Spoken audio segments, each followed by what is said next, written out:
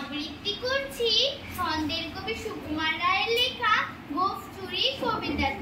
Head অফিসের বড় বাবু, লোকটি বড় শান্ত, তার যেমন মাথার ব্যামো কেউ কখনো জানতো। দিব্যি ছিলেন ঘোষ মেজাজে, চেয়ার খানি চেপে একলা বসে ঝিমঝিমিয়ে হঠাৎ গেলেন খেপে। আজকে উঠে হাত পা ছুঁড়ে চোখটি করে গোল, হঠাৎ বলেন গেলুম গেলুম আমায় ধরে তোল। এই শুনে কেউ পড়তে ডাকে, কেউ বা হাঁকে পুলিশ, কেউ বা বলে কামড়ে দেবে সাবধানেতে তুলিস।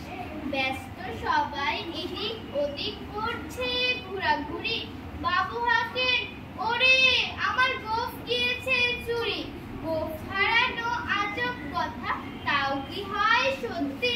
গোঁফ জোড়া তো তিন্নি আছে, কমেনি এক রত্তি। সবাই তারে বুঝিয়ে বলে সামনে ধরে আয়না, মোটেও গোঁফ হয়নি চুরি, কখনো তা হয় না। রেগে আগুন তেলে বেগুন তেল বলেন তিনি, কার কথার ধার ধারিতে সব বেটা কি চিনি। নোংরা ঝাঁটা খ্যাংরা ঝাঁটা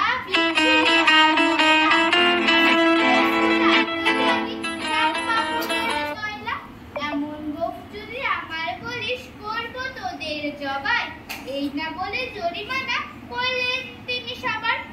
ভীষণ রেগে ভীষণ খেয়ে লিখে দিলেন খাতায়, কাউকে বেশি লাই দিতে নেই সবাই চড়ে মাথায়। অফিসের এই বাদরগুলোর মাথায় খালি গোবর, গোঁফ জোড়া যে কোথায় গেল কেউ রাখে না খবর। ইচ্ছে করে এই বেটাদের গোঁফ ধরে খুব নাচি, মূর্খগুলোর মুন্ড ধরে কোদাল দিয়ে চাচি।